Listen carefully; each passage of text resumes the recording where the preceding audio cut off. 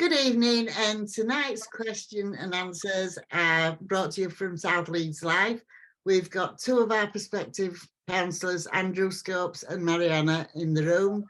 And to begin with, would you both please like to tell us 2 minutes to tell us all about yourself and what your aspirations are for the area?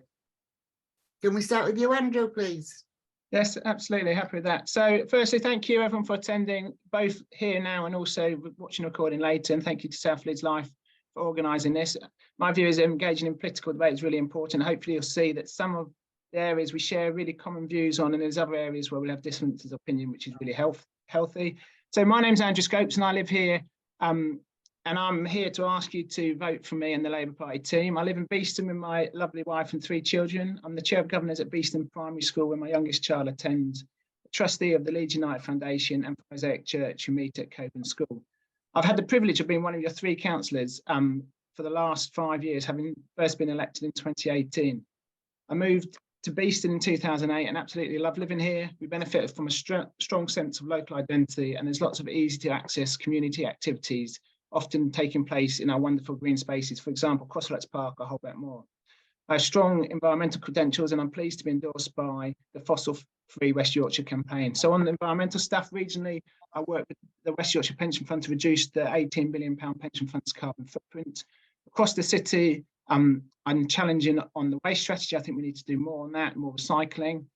And also, I've supported us having the largest electric vehicle fleet in the country. Locally, I work with Womblers and others to clean up our environment. Despite cuts from the central government amounting to £2.5 billion since 2010, Leeds City Council is still investing in our areas of Beeston, Cotney Hall and Holbeck. A few examples: Holbeck Moor, lights on the multi-use games area and electricity supply on the moor, which will hopefully mean loads of activities there. Bins across the ward, recently near Coburn School, and we've installed Welcome to Cotney lamp banner on the lamp posts, and the artwork has been done by children at Cotney Primary Academy. Being your councillor means I get to affect what happens locally and across the whole city, and I'm passionate about making Leeds a great place for everyone, particularly those with the hardest starts in life. And I think I'm probably out of time, so I'll stop there.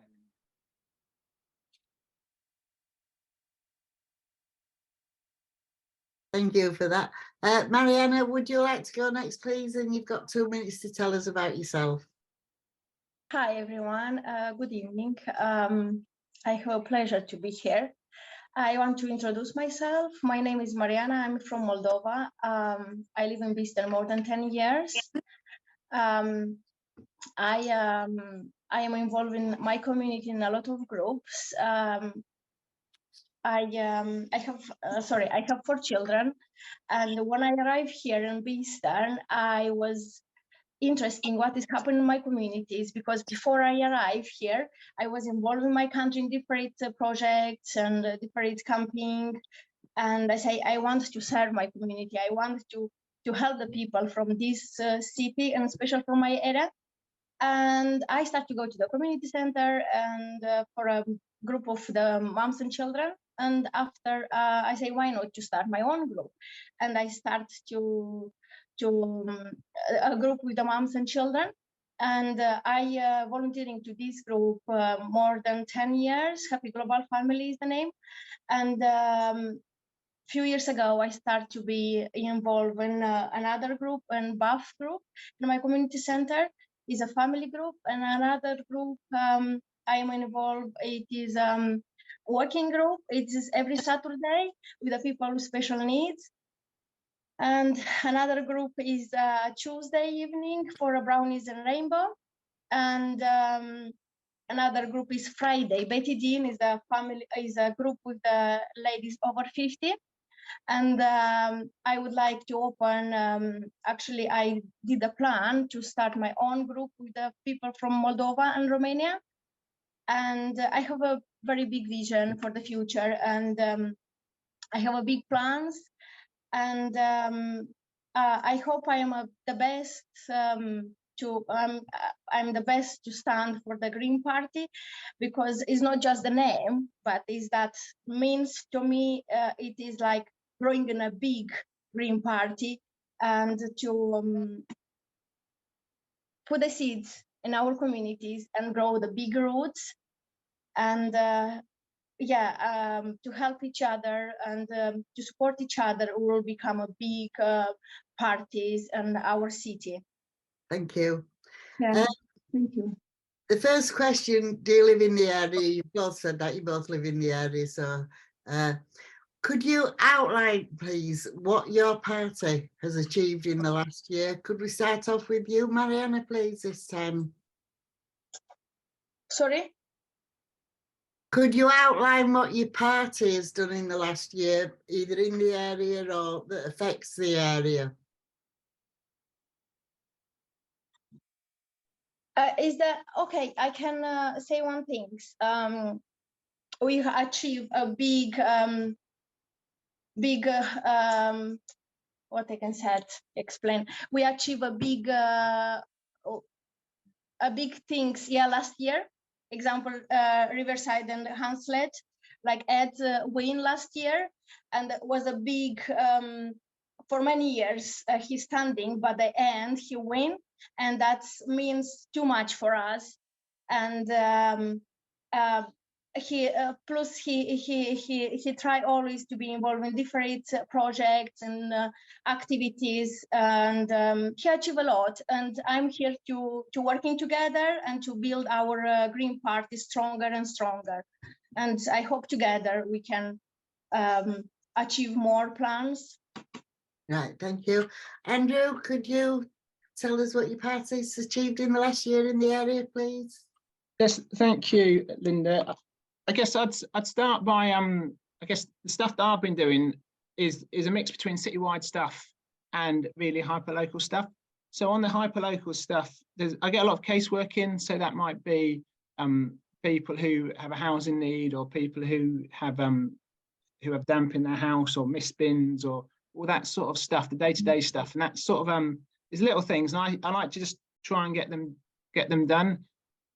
I guess some of the bigger stuff we've done is in terms of like the Holbeck Moor multi-use games area, getting lights fitted in there. And I'd just say on that sort of thing is about seeing an opportunity. So that happened, it's probably just over a year ago, but we had when they were putting in the lights for the bike path, which I'm sure is a topic that'll come up later, because they were there, we got them to put the lights in the multi-use game area at the same time. So it's about being aware of what's going on and what the needs are. And then I guess some of the citywide stuff, I could go on for a long time, but I'm not going to. I guess the priority for me is always doing our best for young people. That's often one of my priorities.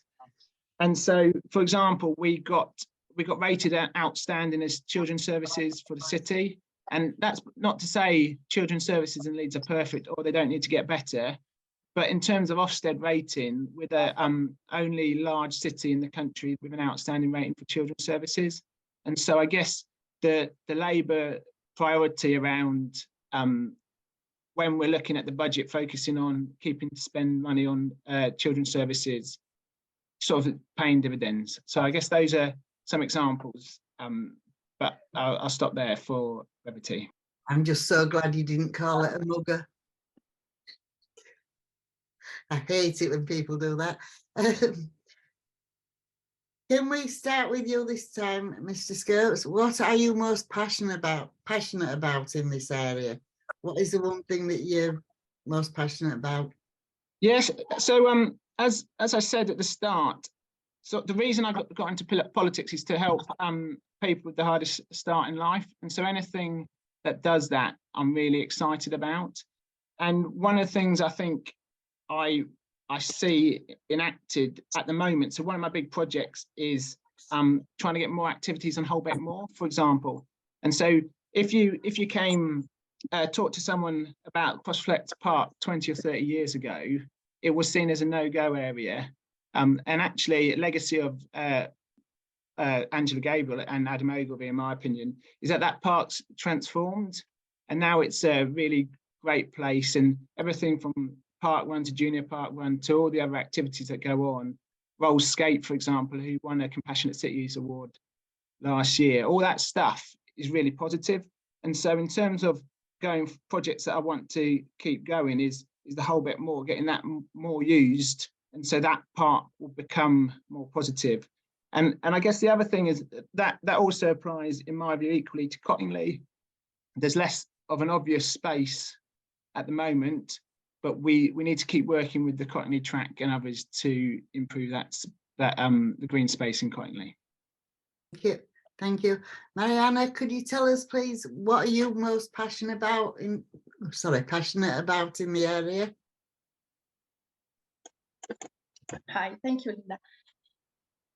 My passion is always to bring people together and make us strong communities. And if we bring the community together, I can say example, we can make different events, and that means we can invite a lot of people, and they can communicate, they can make friends, and they can make a plans for the future. And I have a passion and plus a lot of plans to do this in the future. This is I can say example for my group. When I meet my group, they are very happy, and they make a plans for the future where we think about the summer to do the events or go in the park, or this means too much for them. Bring them together. It is very good and helpful for them. Thank you. Right, the next question. What do you think is the most important issue in the area, and how will you solve it? This is sort of the most important bad issue in the area, and how would you go about solving it? Could we start with you first, please, Matt?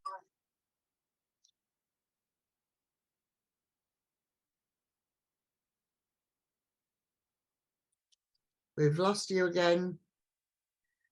With no sound. Mariana? Hello? Is it just me, or I is think it? she's talking to someone, I think. Oh. Mariana? Your microphone, there you go. Yeah, it's okay now. Yes, yeah. The local issues is, I can say, the drugs, behaviors, the crimes, and I think to solve these all things, we need to working with different agencies to make plans to try the solution and to solve the problem. How is best for local people, and or maybe we can do some leaflets to inform the people what is going on, or we can do some events to inform the people what we want for the future or what is best for them. And yeah, I think that is the answer. Right, thank you. Andrew, please, could you give us your answer? Yeah, can do. So I guess for me, the thing I get most casework about, people write to me most about, is housing, and the challenges, whether that's lack of housing, lack of affordable housing, poor private landlords, even council houses not being kept up to standard. I'll be honest about that. And I guess it's really difficult to find a solution to that. And the other one I hear a lot about is drugs and antisocial behaviour. And I think there's I guess part of the question was, how do you solve it? And I think part of the problem has to be a change of government, in my opinion. So both the police and local government and the NHS and schooling and all of that is properly funded. So I think we've got to recognise what we can and we can't change. That said, I also think working with other people is a way we can reduce problems, whether that's working with, and we've got huge amount of fantastic organisations here in Beeston Holbeck, whether that's Holbeck Together, whether that's Slung Low, whether that's any other group in the area. And so I think we should work with those people, both to commission work and also to look at how we can work together to sort of maximise the impact of what we're doing, so getting the most bang for our buck, as it were. Yeah. How would being a councillor help you achieve what is needed in your area? If you wasn't a councillor, obviously. Could we start with you this time, please? Me, yeah, I think it's my turn. So, how would being a councillor help? So I guess there's again, there's two bits to the role, which is the day-to-day stuff, and what I feel like I've done over the last 5 years of being a councillor is build up rapport and a network of relationships with officers across the council. And I guess that means that when there's an issue, I know who to contact, I know how to contact them, and I know the probable routes of to help improve the situation. So I guess being a councillor means that I have that contact with those individuals. I guess the other thing that being a councillor does, so I've had the real privilege over the last year and a half of being chair of the Strategy and Resources Scrutiny Board. And that means that I have real influence over how we spend money as a city. And so, again, that's something I only have because I'm an elected member and in the administration. And so I have influence over that. So I guess that's, and I couldn't do any of that if I wasn't a councillor. Thank you. Mariana, how would being a councillor help you achieve what you think is needed in the area?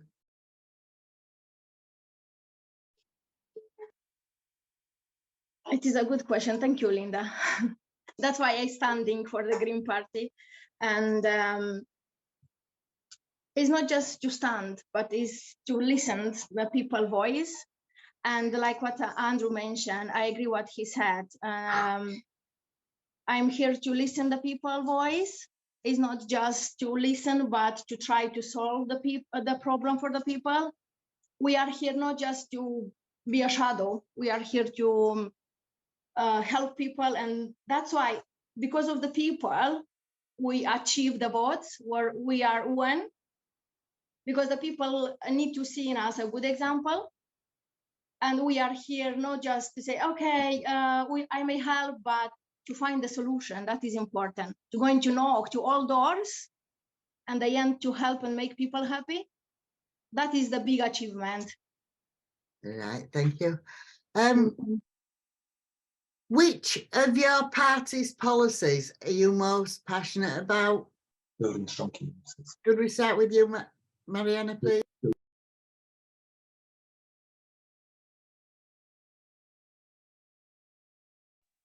It is, thank you, Linda. Building strong communities. Sorry, which of your party policies are you most passionate about?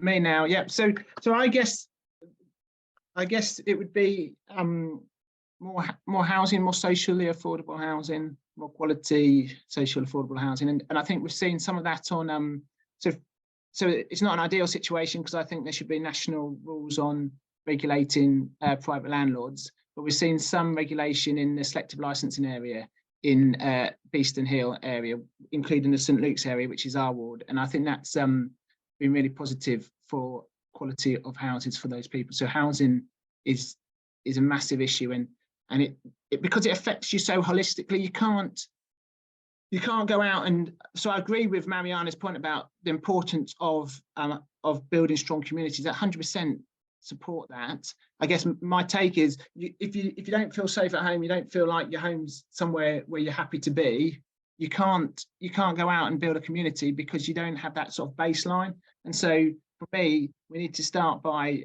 helping people be happy and healthy in their home, and that's what I think we've got to work at. Yeah, good. Right. Could you just stay open because your first next time? Sorry, Linda. Yeah. Linda, did Mariana answer that question? Right. I don't think Mariana answered that question. Sorry. Would you like to answer that question? Which of your party's policies are you most proud of, passionate about? Sorry. Yeah, I agree what Andrew said. Building a strong community and healthy communities, and yeah, I agree what Andrew said. Yeah, definitely. Yeah. Right, Andrew, if you could do the next one, please. How would you personally want to tackle the drug issues in the area? Okay, yes, good question. So firstly, totally recognise them. I recognise them in my area of Beeston as well. So I live just off the Cardinals, which I think people recognise there's challenges we have in our area. So I guess so for me, there's a national issue here. So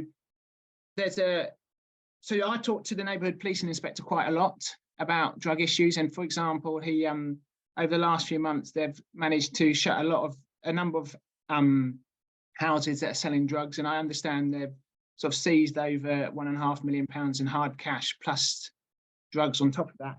But my take is often for the neighbourhood inspector, it's a bit like whack-a-mole. So he knocks one out and a new one builds up. And that's not to be negative. I'm just trying to be honest about it. And I guess my take is what we need is a proper policing force around the serious organised crime. And so where's our intelligence on who are these, the big drug dealers, and how can we shut down on the organised crime stuff?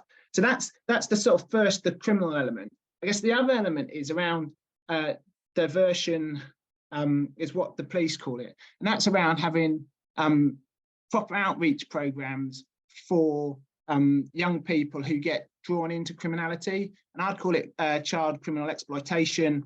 I think it's fancy wording, but it just means taking advantage of young people to sell drugs. And we see that all over Beeston.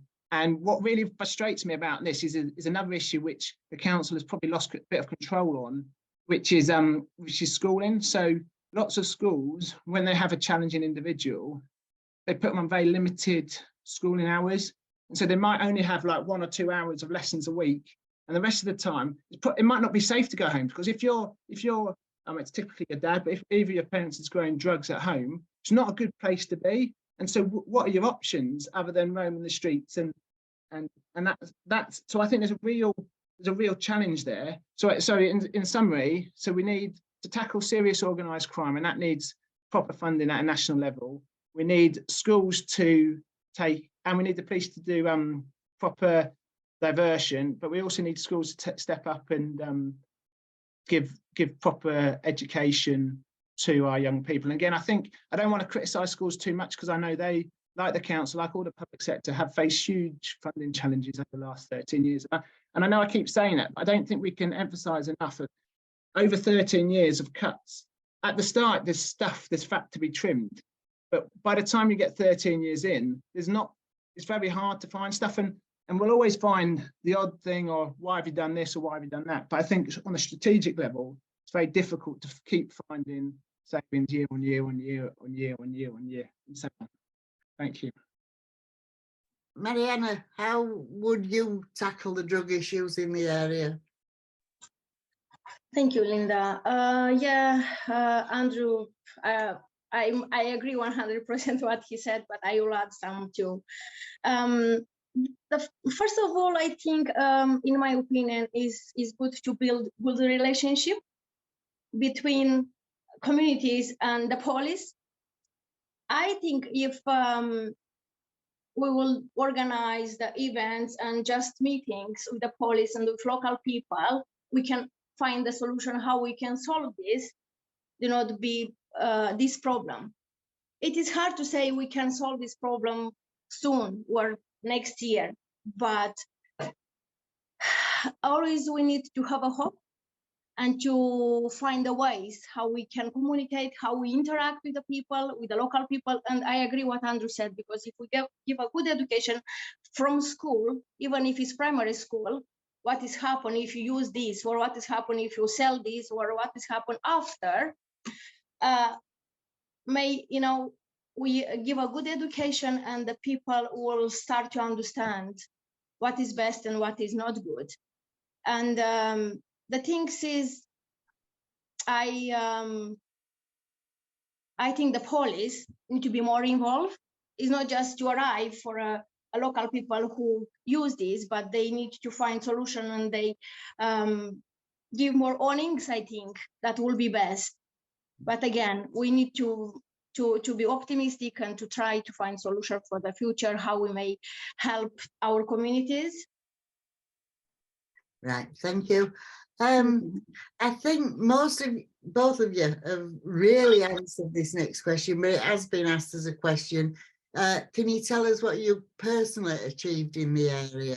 Can we start off with you, Mariana, this time, please?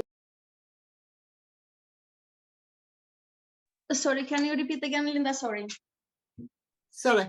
Can you tell us what you personally have done in the area, that you've achieved in the area? I know you might be repeating yourself a bit, but just a quick. I achieved a lot of things. First of all, I achieved.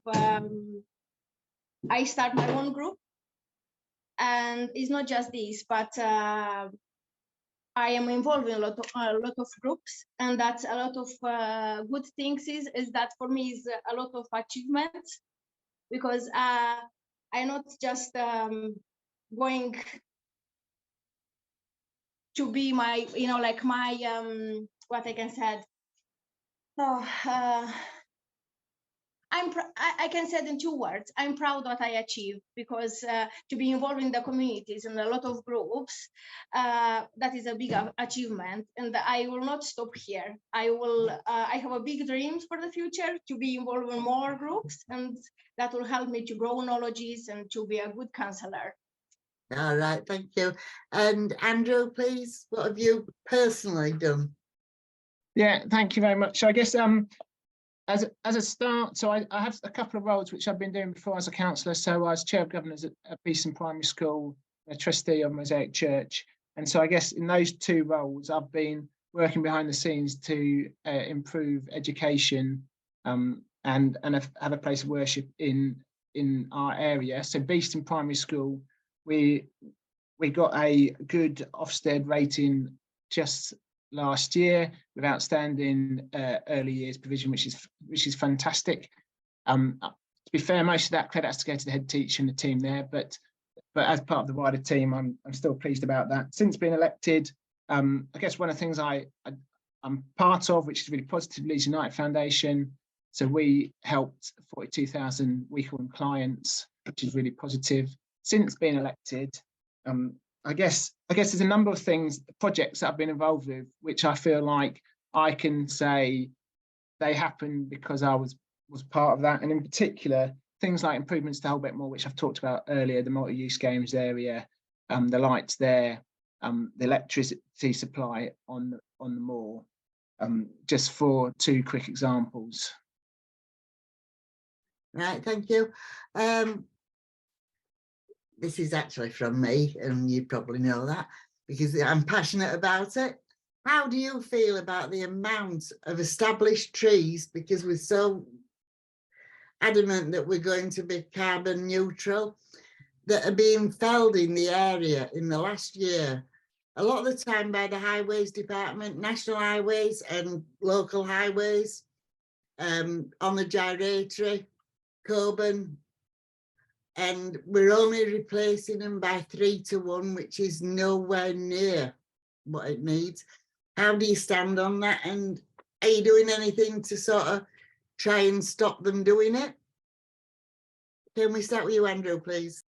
Yeah, thank you very much, Linda. So firstly, totally agree with you. To be clear, the reality of cutting trees down is not good. We, as a council, we've been really proud of the number of trees we're trying to plant, because we declared a climate emergency, because we recognise the environmental issues of cutting trees down. And I also agree with you, when you replace, the replacement doesn't really work, particularly if you take a nice big mature tree and replace it with 3 tiny whippets, I think is what they call them. And so in my mind, that's not good at all. So the second half of your question is, what am I doing about it? I guess what I'm trying to do is work with residents about particular issues that are particularly problematic. So, for example, I've talked about Holbeck Moor loads this evening, but I'm going to do it again. So along Holbeck Moor, where they did it's not actually here, but where they been doing the motorway works, they've cut down a lot of the trees. And not only does that have an impact on the air quality on the moor, it also has an impact on the noise quality of the homes that are on Holbeck Moor Road. And this has been noticed also. A friend of mine who works for Kids Club, which is a really good local organisation working with youngsters in and around Holbeck and Beeston Hill in particular, they do like visit families each week, and they would say they did some videos recently, and the ones on Holbeck Moor Road, you could hear the motorway all the time. And so what I did on that one, for example, is I've met with, hopefully she won't mind me saying, Catherine, who works for Kids Club, a senior Highways England's officer. Just to be clear, that's not the council doing this. It's Highways England, which we don't have control over. I'm just saying it again for people who don't know. I know you understand that, Linda. And one of their senior contractors. And so that's one element. Another element is working with Mark, who's at the who's the chair of the St Luke's Tenants and Residents Association, and we're trying to get it so the contractor builds a. To be fair, Mark's trying to do it. I'm just supporting him. I'm not going to try and take credit for this, but you know, they're closing the slip road at 2A that comes off. So we're trying to get a wooded area there, so it'd be more than 3 to 1. It'd be a whole bunch of trees there. So there's what we're trying to do is replace trees, but I guess for what I'm trying to do is make sure the trees that are replaced are in Beeston Holbeck. I'm sure other people are trying to get them in your ward as well, Linda. Right. Mariana, how do you feel about it, and what would you like to do if you were elected to try and halt this? Oh, thank you, Linda. Yeah, I think the idea to cut the trees is terrible. I not agree. And I remember in my childhood, I plant a lot of trees, and that made me happy because when I growing up, I saw my trees around to the school, yeah. And that's make me happy because to have tree around, that is helps life. And we need to encourage what Andrew said. We need to encourage the children. Every children need to plant the trees. Where if we think is something wrong, why there the people cut the trees? Or why there we need to going to ask why they do that, because we not agree. And I think we need to working with that agency through to ask or to give our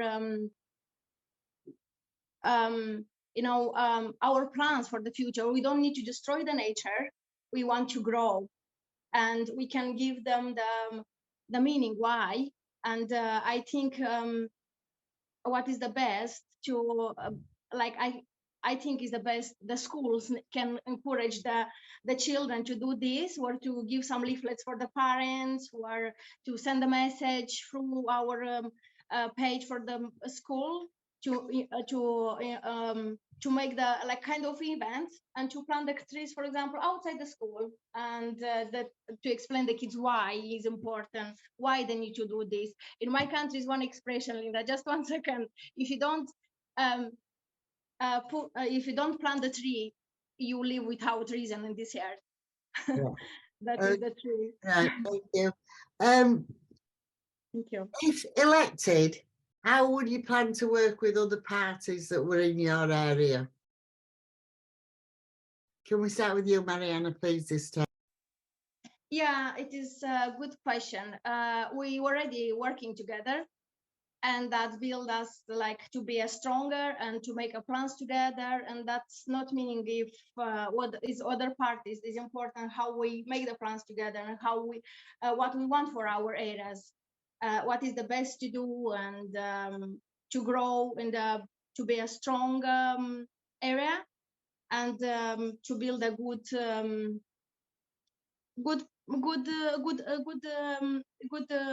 future, future. Yeah, I can say it. I don't know. A good example, I think the word is that you're looking for. Right, Andrew, how would you? How would I work with the other parties? I guess I think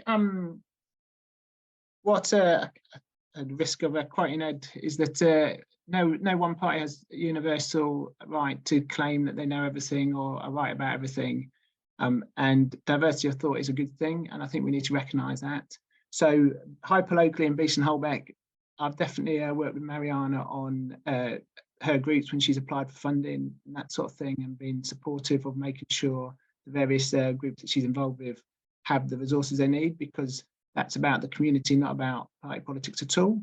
I guess more widely in the inner south, there's been a couple of ideas where I've worked cross-party across so places like Crossflats Park, and I guess the grass near Yatton Bank, Winston Sweet, and even Holbeck Moor. I think there is a shared interest between Hunslet Riverside and Beeston Holbeck, because whilst in the Beeston Holbeck ward, both sides use them. And so I've worked with all three of the councillors in Hunslet Riverside on a number of projects over the last year. So I guess how would I do it? I'd keep doing what I'm doing, which is be open to engagement from anyone. And I guess that's the other thing I've tried to do. So in terms of engaging with people on social media, I do my best to engage with everyone, whether or not they agree with me politically, to try and give a sort of a rational argument for my position or what I'm doing, rather than trying to blow an issue up into like polarizing stuff. Because I do think when we do that, that doesn't help anyone. Yeah. With the massive government cuts affecting funding on nearly everything, do you have any plans, and how would you plan on resolving the issues without the funding that's coming through at the moment? Can we start with you, Andrew, please? Yeah, so I guess firstly, we've got to recognise that ongoing cuts year on year do have an impact. And I think if we pretend there's a easy way through, we're lying to ourselves.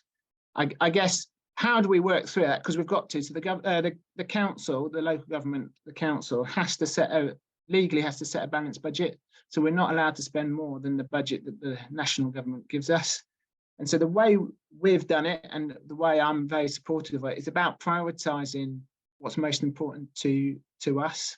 And so what we've done as a Labour group is prioritise adult social care and children's services. So now about 2/3 of all the council's money is spent on children's services and adult social services.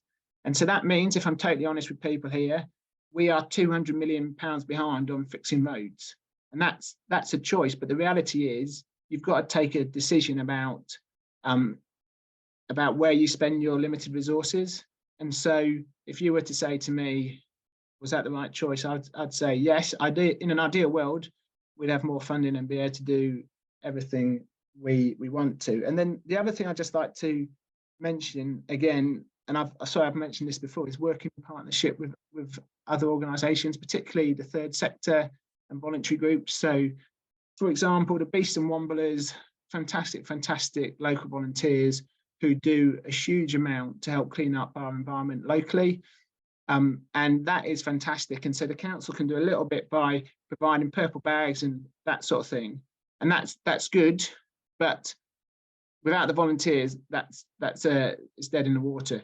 For example, again, Holbeck Together, again, working with them to maximise what they want to achieve. So I think there's a sort of, in my head, there's three parts to it. One is accepting that we're not where we want to be.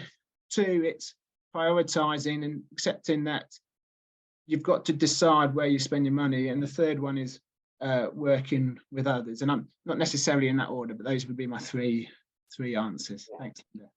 Mariana, with all of the cuts and everything, how would you get around that? How do you plan to resolve the issues that need resolving without all the funding that's coming through at the moment, or that's being cut at the moment? Yeah, thank you, Linda.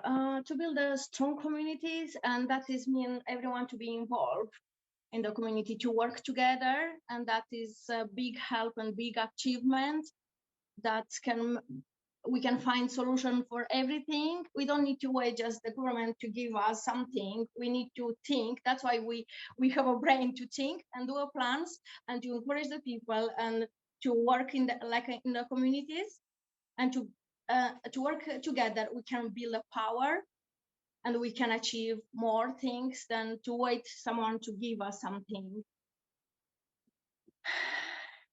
Thank you. Could you just stay unmuted a minute? How do you plan, this is the next question, how do you plan to include LGBT, BAME, disabled people into your plans, and how do you make it work? Yeah, thank you, Linda. What I did this every day, all the time in my life, listening to people and supporting, encouraging, and be there for them.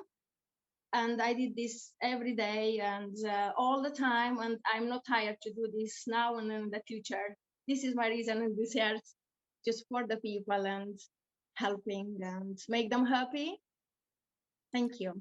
Yeah, Andrew? Yeah, this is a really important question. Thanks, Linda. So I guess it's a really important issue.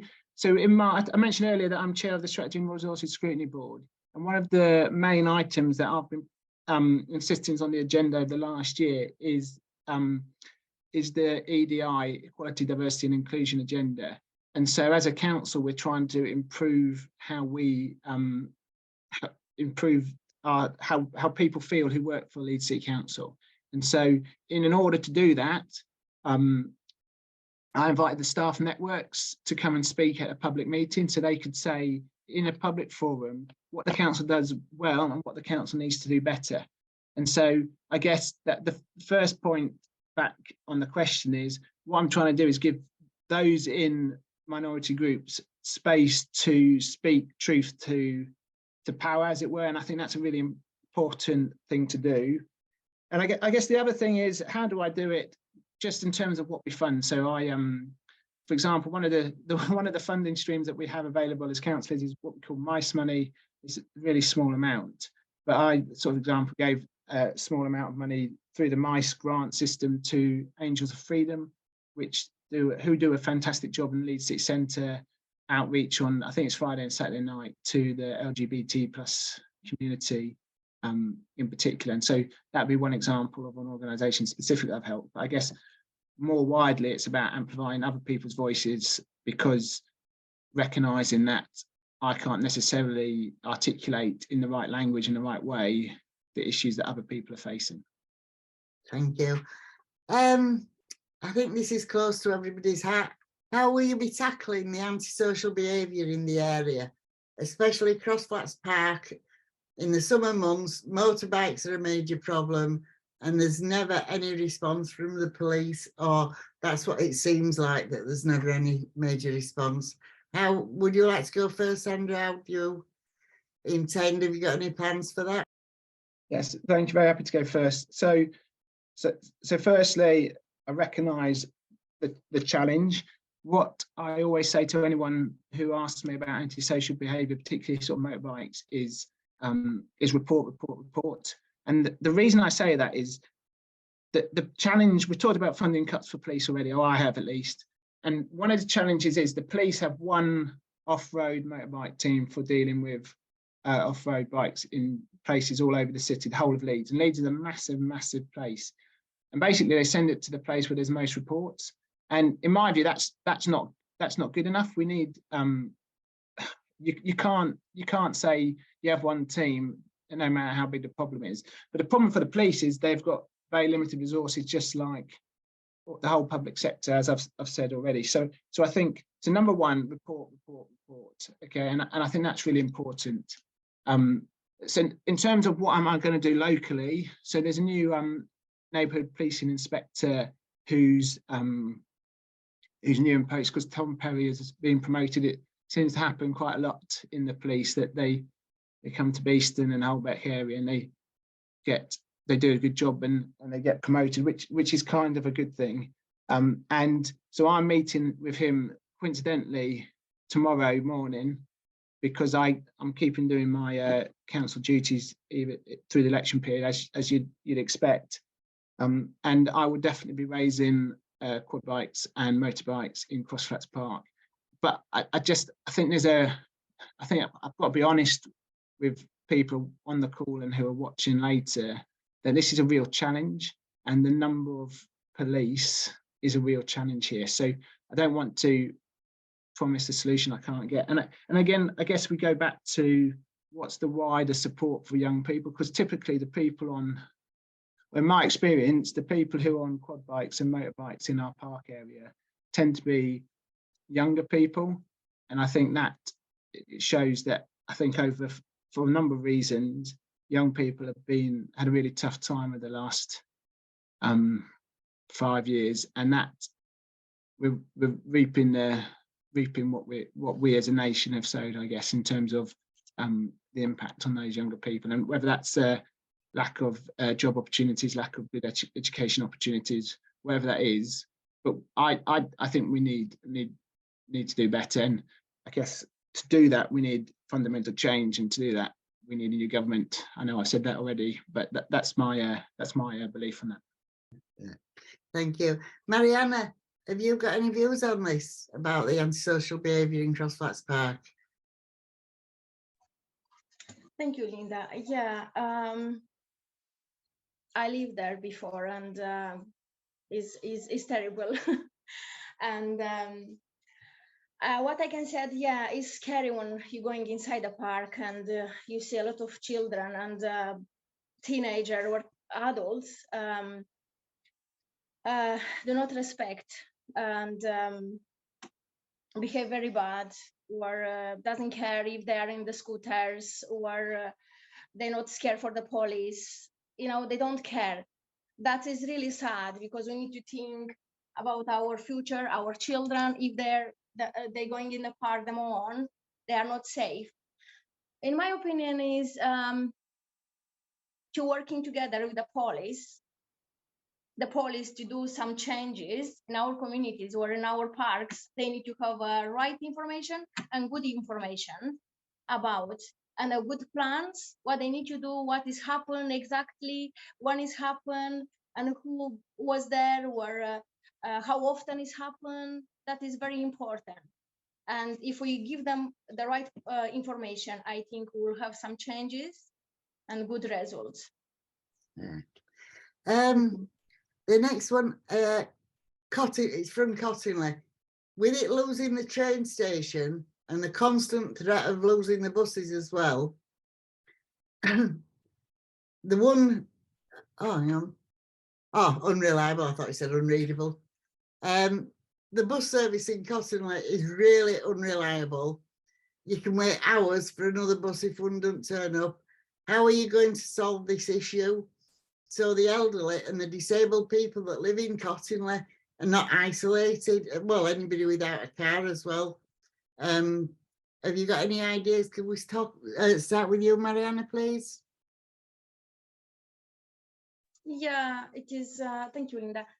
It is really sad, but we can organize, or we can plan to have flexible bus. Yeah, is that one? Or we can, or I don't know, we can organize some I don't know, events where that is not enough, but we can try to dig what is the problem, and we need to give. We can make the petition maybe, and the resident can make a petition, and we can say how hard it is for them to going to another area or to travel to different areas, and we can find solution. But we need again to know exactly where we need to go to find these solutions to solve this problem. And yeah. Andrew, you must have been working on this with all the... Yes, I am really frustrated about the bus situation, in particular in Cottingley. It's deeply disappointing. I guess firstly, I know it's not good enough, the bus situation. My colleague Councillor Annie Maloney did a surgeries last month in Cottingley, and she went to get her bus home, and but unsurprisingly, it was cancelled. She had to walk from the community centre to, I think it's Ellen Road bus stop to get home that evening, and that was a sort of late-ish on. So it's not good, it's not safe, it's not sustainable, and it doesn't fit with the ambition of the city to be able to get about on public transport. So I guess in terms of the train station, really, that's a really frustrating situation with the Right Rose office park basically putting its hand in its pocket and taking the train station from Cottingley Hall Estate. So I think we're just heading. I'm back. I'll try and get back on talking about. So your base was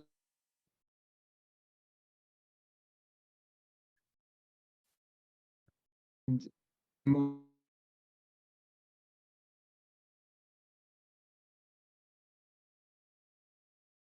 system not working. I think the other thing that I'm really keen to keep making sure is on the agenda is trying to get mass transit for Leeds. We're the largest. I keep getting told this. We're the largest city in Western Europe without mass transit. We've not had the funding from national government. You need funding from national government to do this kind of project. As well. So that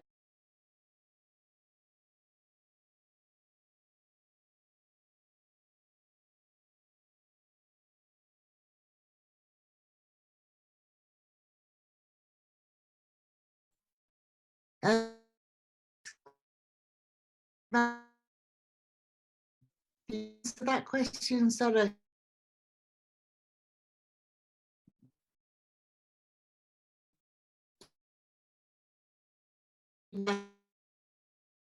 What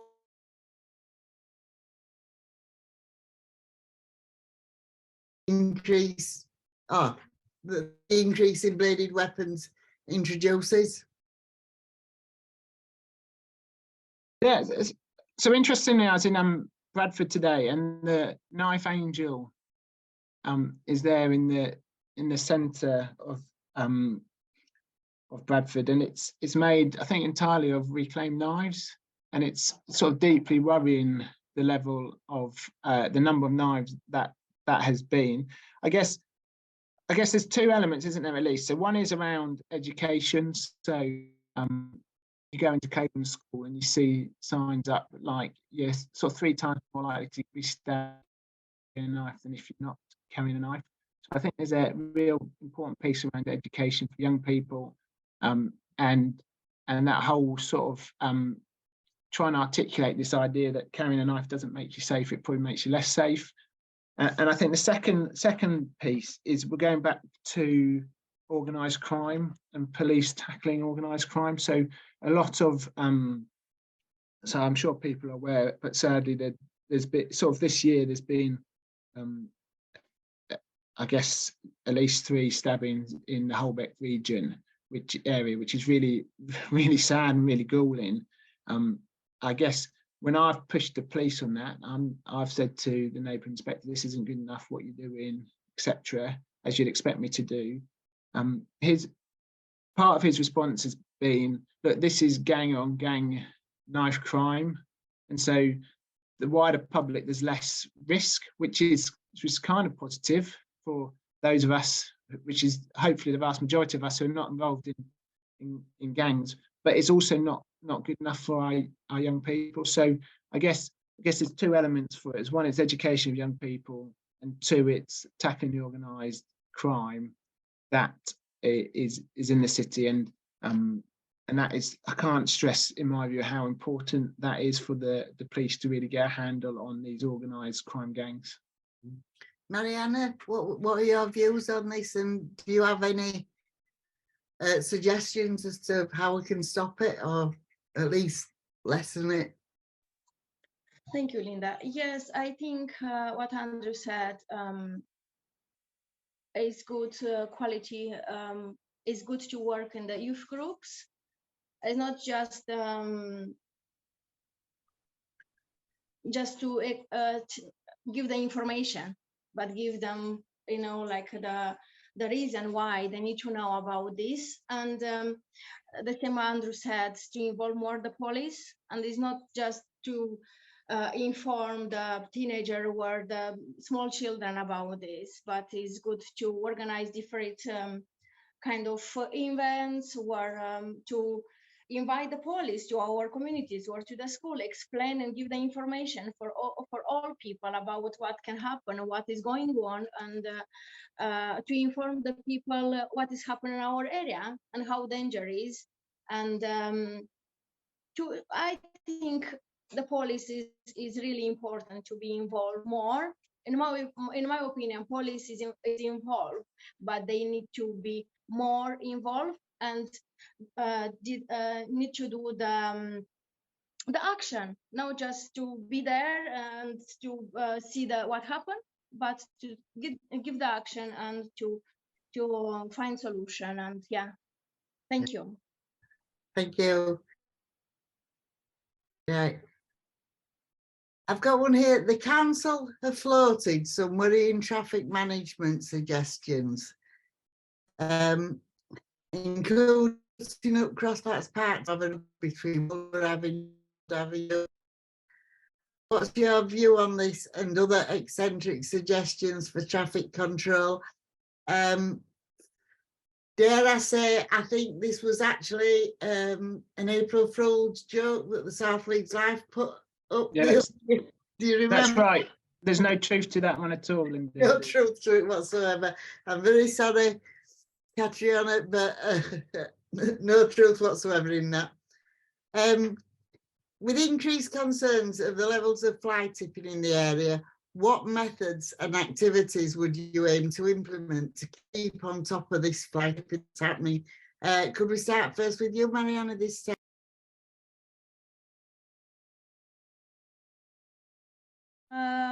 Thank you, Linda. It's a good question. I really disagree this behavior, and that's make me sad. When I going out, I need to see different rubbish out, and I know the council have the service, they collect that, but it's not enough service, or is not enough people to do this. But we need to, the beginning, and first of all, we need to educate the people and to explain them the reason why they don't need to throw out or to throw the rubbish around. And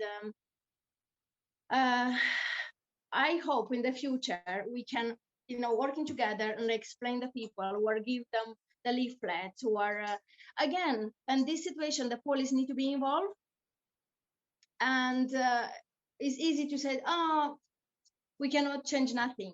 We can if we want, and we have a power, and we find solution.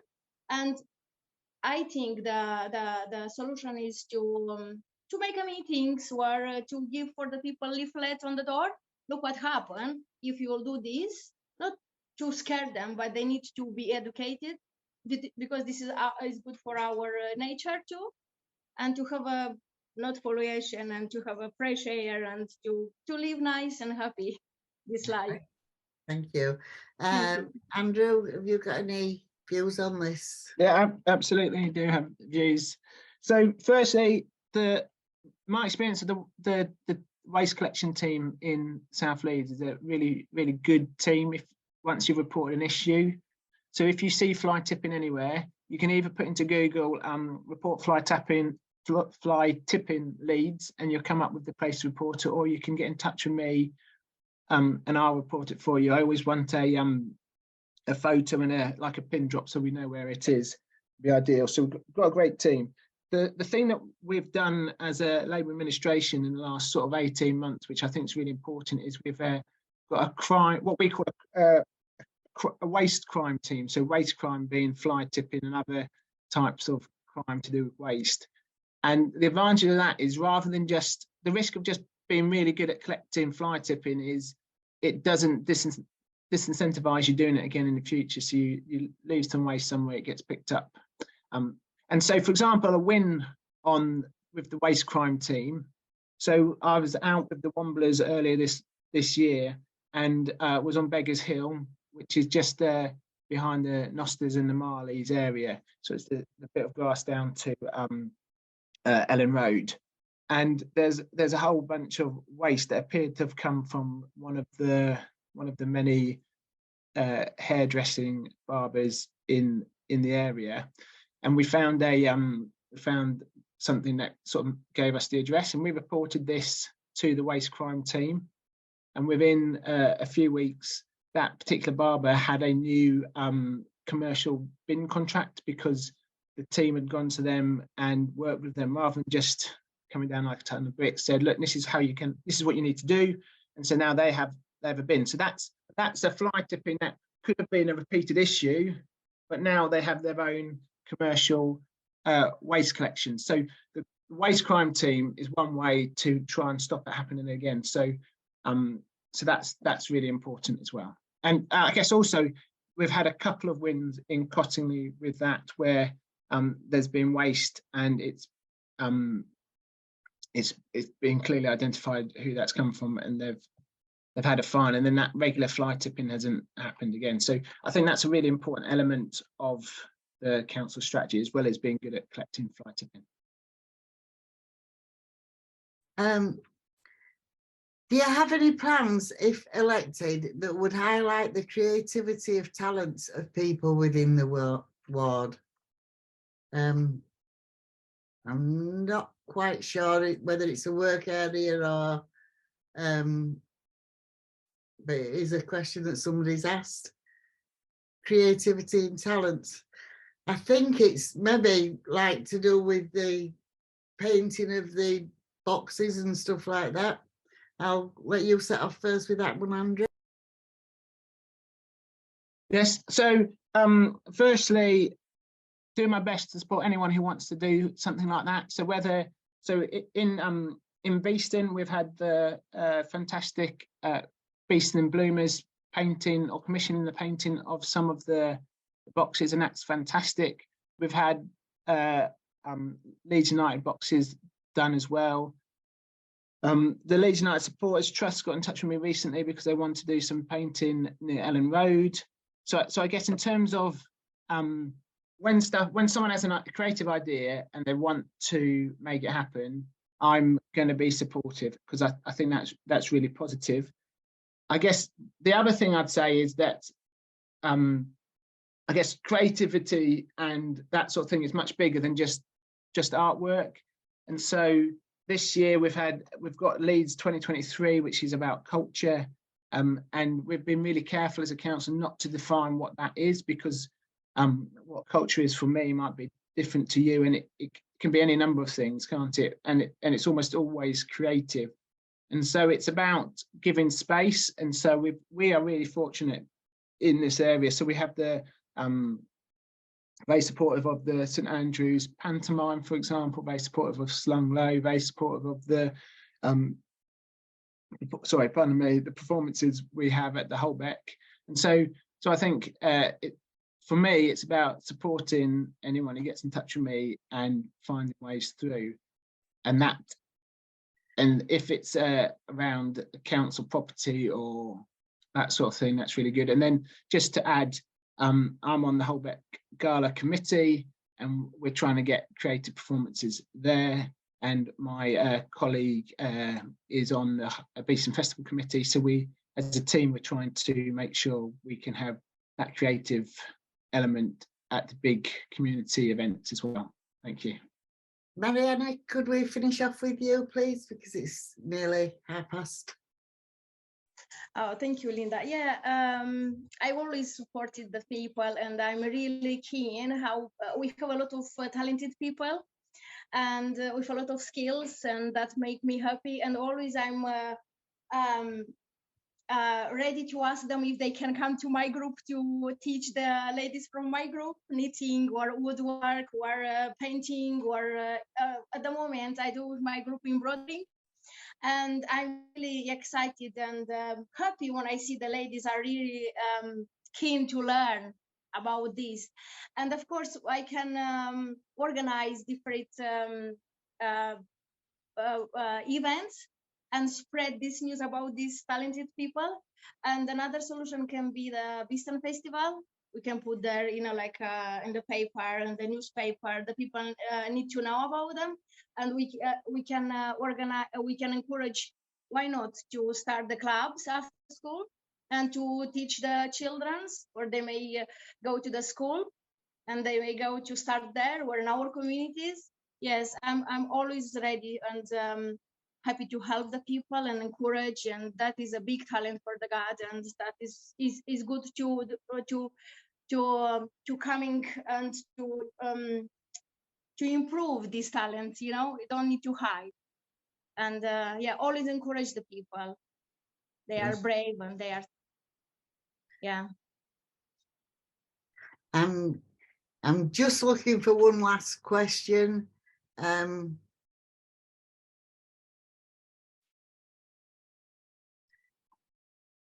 No, I think that's it, actually. I think we've covered everything.